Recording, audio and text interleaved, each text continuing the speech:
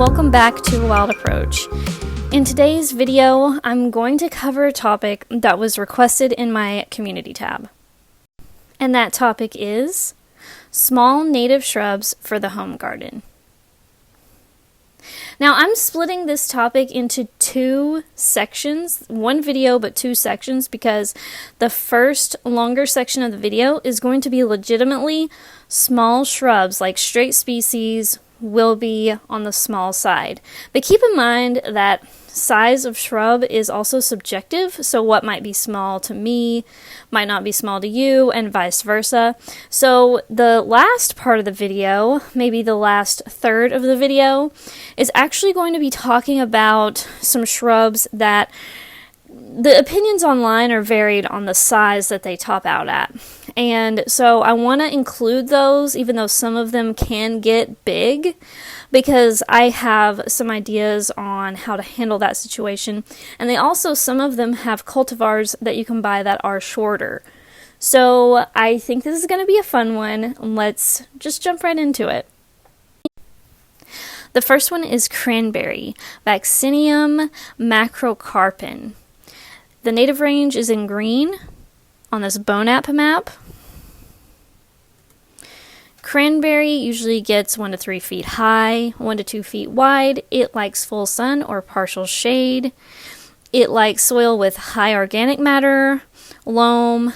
It likes acidic soil, good drainage. It likes moist, occasionally wet soil, and it is good for the coastal or mountainous areas. Its growth habit is horizontal. It has a spreading evergreen habit. It can be used as a ground cover, and it's also great for around a pond. It doesn't really have fall color. To my knowledge, it's just evergreen, which is really good. Its flowers are showy, and they're pink or white, and it has edible berries, of course. It attracts pollinators, small mammals, and birds, and it's good for certain specialist bees. And it is resistant to compaction and wet soil. So consider planting cranberry in your home garden. I have always loved cranberries ever since I was a kid. I don't know, there's just something about their tartness. I love them. I like to throw them in salads. Alright, next up is Coralberry. Symphocarpos orbiculatus, which I'm going to just go ahead and apologize if I mispronounce anything. It's probably going to happen a lot. Here's its native range in green from the Bonap website. Coralberry gets about 2 to 6 feet tall and 4 to 6 feet wide. It prefers either full sun, part shade, or shade. It likes dry or moist soil, neutral soil, well-drained sand, loam, or clay. Its growth habit is low-growing, mound-shaped forest shrub with shredding bark on older wood and brown or purplish branchlets. Its fall color is red or burgundy. It gets greenish-white flowers, and they're not as showy as the fruit. Attractive winter berries may be purple, pink, or coral in color. Fruits persist into winter. Songbirds, ground birds, small mammals, and others use this plant for food, cover, and nesting sites. It is drought, erosion, and heat tolerant. It can become weedy, though, so keep an eye out for that if that's not your thing. It's great for coastal, mountains, or Piedmont. I'm personally seriously considering this shrub. Coralberry just looks super attractive and yet delicate and dainty, and it just seems like a really cool shrub to add to the garden, and it sounds like it would grow really well on my upland garden habitat. Alright, next up is Blue Ridge Blueberry, Vaccinium pallidum, and here's its native range in green on the Bonap website. Blue Ridge Blueberry gets 2 to 3 foot tall, 2 to 3 foot wide. It likes partial shade and deep shade. It likes clay, loam, sandy soil. It likes acidic soil. It likes good drainage, occasionally dry, and it's great for coastal, mountains, or Piedmont regions. Its growth habit is rounded, and it has a medium growth rate. Its fall color can be orange, red, or burgundy, and it has white flowers. Sometimes they kind of look like pink, like a pinkish tint to them. It's a spring bloomer. It gets black or blue fruits that are edible, and it's a summer harvest type of fruit. It is drought and fire resistant. And for wildlife value, it would be butterflies, pollinators, small mammals, and songbirds all using this plant. This plant is native to me, and so I'm highly thinking about planting this. Blue Ridge Blueberry just seems so cute and like a great option for a small shrub. Next up is American Beautyberry, Calicarpa americana, and here's its native range in green according to bonap.org. American Beautyberry can get 3 to 5 feet tall, can reach up to 9 feet tall in its favorite soil conditions. Width-wise, 4 to 6 feet wide. It likes full sun or part shade. It likes moist soil, rich soils, sandy loam, clay loam, acid-based, or calcareous. I don't know if it's calcareous or calcareous. You guys probably know. Growth habit, long arching branches. Fall color is kind of a yellow-green fall foliage. And for flowers and fruit, its flowers are a pale pink purple, almost white, pretty but very small. The berries are much more attractive than the blooms, and they get beautiful, vibrant pink purple berry clusters, and they are the most attractive part of the plant. As for wildlife value, deer like to eat the leaves. Northern bobwhites and other birds love the berries and the seeds, and it attracts butterflies. It's also cold and heat tolerant. I actually have this shrub in my garden. I only have one right now, but I am trying to grow some more little baby seedlings. I love this shrub. The berries are gorgeous, and in the wintertime, especially if the winter gets intense, the birds just go crazy for the berries. Next up is Bearberry, Archostaphylos uva ursi, and its native range here is in green on the screen right now from bonap.org. Bearberry gets 6 inches tall to a foot tall. It gets 3 to 6 feet wide. It likes dappled sun, full sun, or partial shade. It likes sandy, shallow, rocky soil. It likes acidic or neutral soil. It likes good drainage, occasionally dry or occasionally wet soil. Its growth habit is evergreen, low growing, and it's a perennial shrub that's great for a ground cover. It's trailing and can trail about 15 feet out. And as for fall color, not really any because it's evergreen, so it doesn't change colors. But hey, evergreen is a great thing to have in your garden here and there. It gets white or pink blooms, and the berries are edible. Bears, birds, and other wildlife will often eat the berries. Butterflies and hummingbirds are attracted to the flowers. It is the host plant for hoary elfin, brown elfin, and Freya fritillary butterflies. That's a pretty name, Freya fritillary. It gets good salt spray and drought tolerance. I wish this one was native where I live because it looks so beautiful, and the fact that it's evergreen and it's really short is very attractive to me. But hey, not everything can be native here. Next up is Texas Lantana, Lantana urticoides, and here's its native range in green from bonap.org.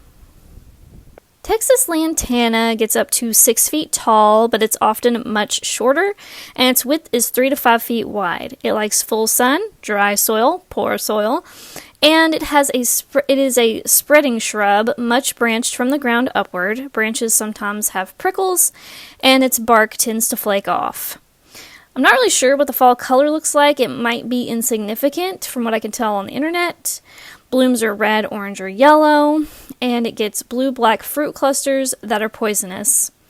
Wildlife are highly attracted to it, especially butterflies, which really love the nectar in this plant. It's a host plant to the Lantana scrub hairstreak, and it is deer resistant, and it might also attract birds, and it is very heat tolerant. This is a fantastic plant for butterflies. This is going to attract so many butterflies to your yard, especially if it is native where you live. And I did want to include some things that are native to multiple different areas of the country. You'll notice when you look at the Bonap map, you'll see that I've tried to include at least one thing for each zone of the continental United States. So hopefully everybody has at least one small shrub they can plant by the end of this video. Next up is low bush blueberry, Vaccinium angustifolium. Here's its native range in green from the Bonap website. Low bush blueberry gets about 6 inches to 2 feet tall, 6 inches to 2 feet wide. It likes sun, part shade, and shade. It likes dry or moist soil, and acidic is best for this shrub because it is susceptible to chlorosis due to alkalinity. Its growth habit is low and straggling. It gets multiple stems and twiggy branches. Its glossy foliage turns from red-green in spring to dark blue-green in summer to maroon-purple in the fall. That sounds gorgeous. Its flowers are small, white, pink-tinged, bell-shaped, and they're followed by edible blue fruits. Planting more than one plant is beneficial for fruit production. It has edible fruit for humans, and wildlife love the berries, especially birds and mammals. I wish this one was native to me because it looks beautiful. And hey, blueberries are awesome, but there are other blueberries native to me, so, can't win them all. Next up is the native bush honeysuckle, not to be confused with the invasive honeysuckles. No, this is a native, and here is its native range on the screen right now in green from bonap.org, and this is Diervilla lonicera. Native bush honeysuckle gets 1 to 3 feet tall and 1 to 3 feet wide. It likes full sun, part shade or shade, dry, acidic, or rocky soil. It suckers freely, forming broad thickets with age, and it is short-lived. Its fall color is yellow, orange, red, or purple, and it gets yellow or orange blooms. Flowers attract butterflies, hummingbirds, and other pollinators. Songbirds eat the fruit, and it's a host plant for the laurel sphinx moth and the snowberry clearwing moth. It's also drought tolerant, and it's adaptable. I'm really tempted to plant this one even though I'm right at the bottom of its native range, and it's not technically native to my county, but it sounds like a really adaptable shrub, and I know some friends that grow this, so I'm tempted to grow this as well. New Jersey tea, Ceanothus americanus. Here is its native range in green. Wow, that's a pretty big native range. That's about half of the United States. New Jersey tea gets about 3 feet tall max usually, but it can sometimes reach 5 feet. Its width is 3 to 5 feet wide, and it likes sun or part shade. It likes dry or moist soil, well-drained soil, mesic sand, loamy soil, or limey soil. Sandy loam soil, medium loam soil, limestone-based neutral soil.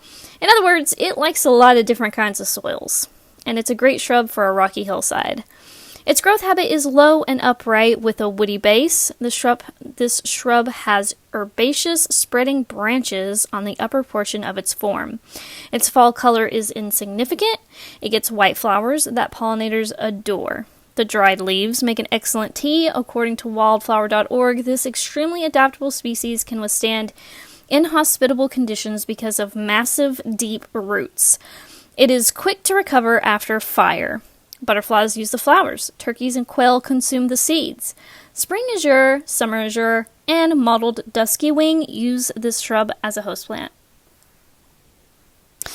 I really need to grow New Jersey tea. It sounds like a perfect candidate for my retaining wall garden, which is almost completely inhospitable and dry and brutal, and a lot of crazy intense sun on that bank. Next up is Snowberry, Symphoricarpos albus, and its native range is in green from bonap.org. You can see its native range is mostly out west and up north, but there's some northeast native areas there too. So it covers quite a bit of area, but a lot of you down south, it's not native for you, unfortunately. Snowberry gets 2 to 5 feet tall, 4 to 6 feet wide. It likes full sun, part shade or shade, and it likes wooded hillsides, rocky open slopes, dry or moist soil, neutral soil, infertile sand, and gravel. Its growth habit is sparsely branched, it grows in a thicket form, and it suckers. The fall color might be insignificant. I just couldn't really find a lot of info about the fall color, but hey, you guys let me know if you know what its fall color looks like. It gets white or pink flowers, it gets a drupe type fruit, and it's not edible for humans, so don't eat this one for sure. Birds and small mammals use this plant. Sphinx moths and the snowberry clearwings use this as a host plant, and it is resistant to deer, drought, dry soil, erosion, and poor soil. Alright guys, those were the shrubs that are for sure short based on straight species. But next up, I'm going to talk about some shrubs that can be short, but sometimes they get tall.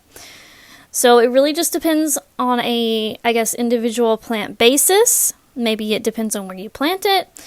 And you could also, some of them maybe also have a shorter cultivar that you could get of them. Another option is you could keep them trimmed back. So the ones in the rest of this video, you might want to be more cautious about and more careful about where you plant them. And you might want to look into all the opinions online on the height and the width of these, because these can get bigger than the previous plants that we just talked about. So here we go. First up is black chokeberry, Aronia melanocarpa. Here's its native range in green according to boneapp.org.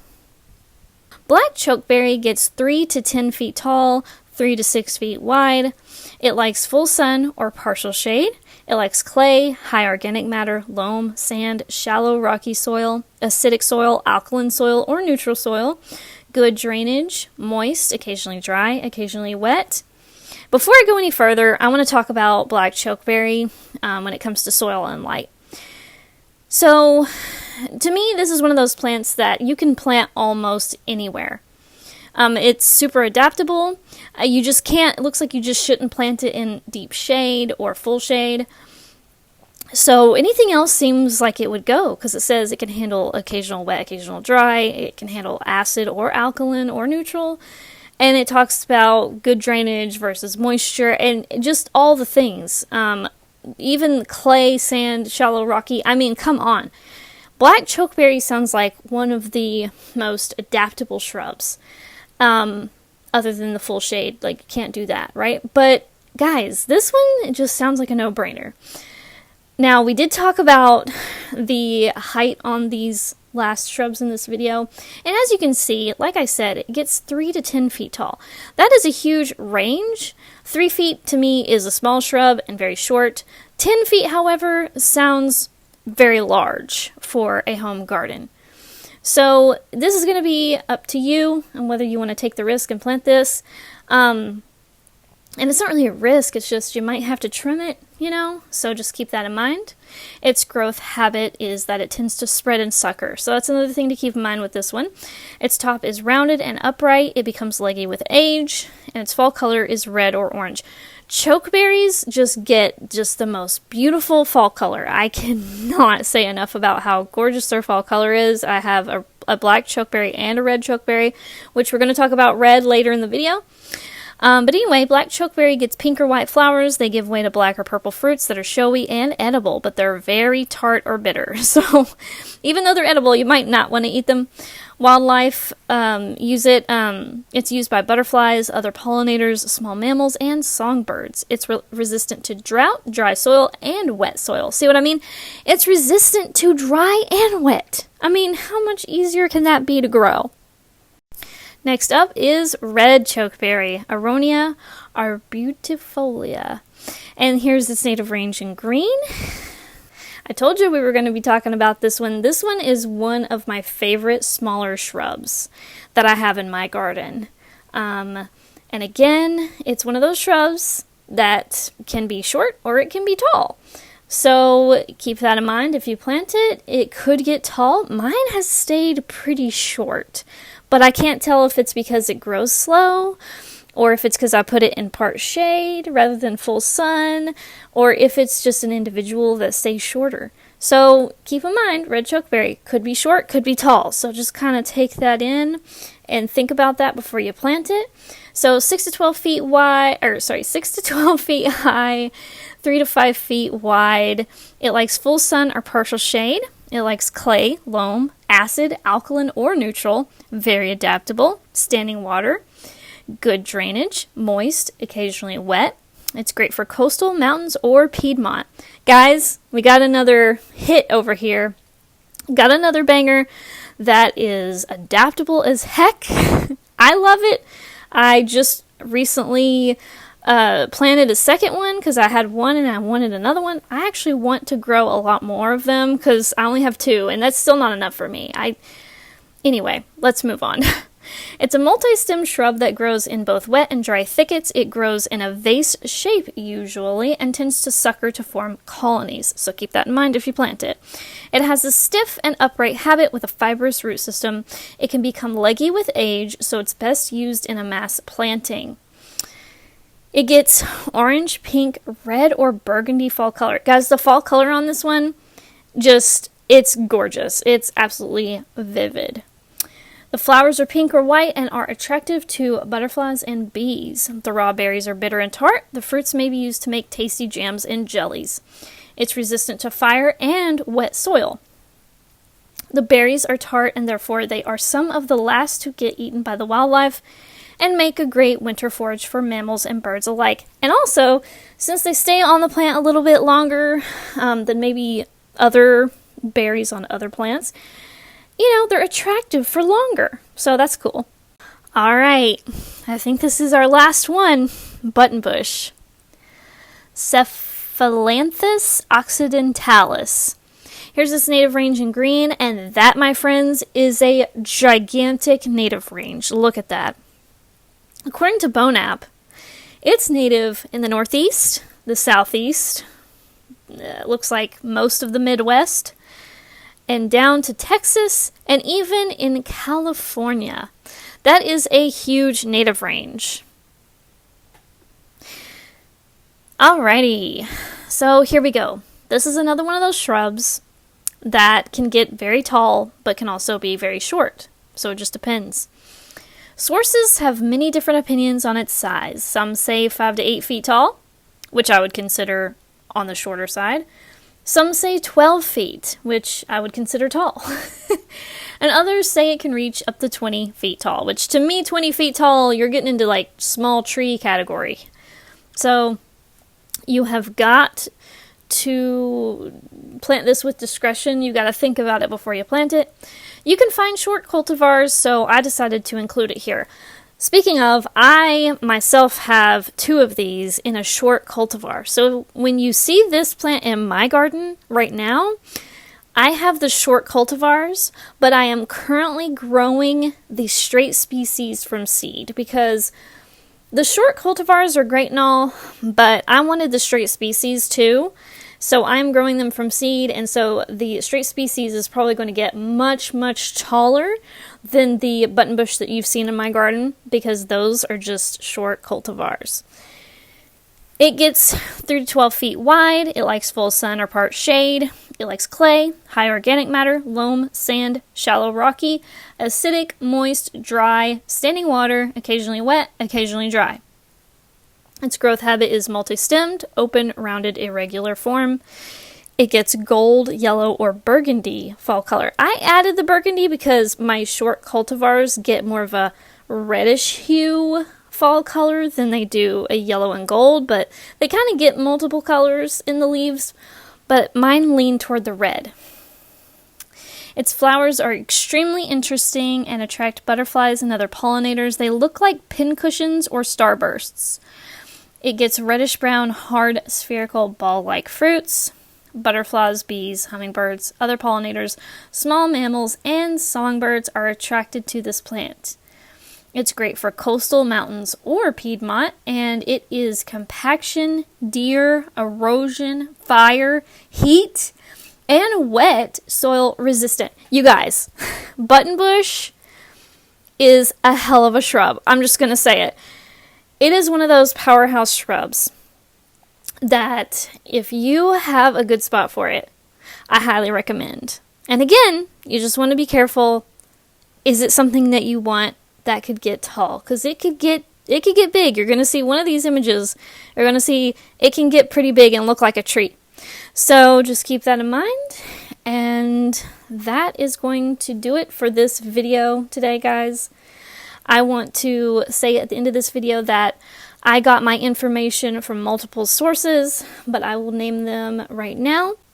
The sources I used for this video are the website wildflower.org, the website ncsu.edu, which is the North Carolina Extension Gardener Plant Toolbox. I also used Prairie Moon Nursery, which is prairiemoon.com. I used Prairie Nursery, which is prairienursery.com. I also use the Missouri Botanical Garden site, which is missouribotanicalgarden.org. Hopefully I'm not leaving anything else out. I also use Wikimedia Commons for some of the photos. And yeah, I think those are all of my sources. Let me know in the comments which plant you think is your favorite out of the list. Thank you guys so much for watching. I'll see you in the next one. Bye, guys! You all requested it, and it's finally here. Reduce Your Lawn shirts are now available in my brand new merch shop. Thanks so much for supporting the wildlife habitat we're creating.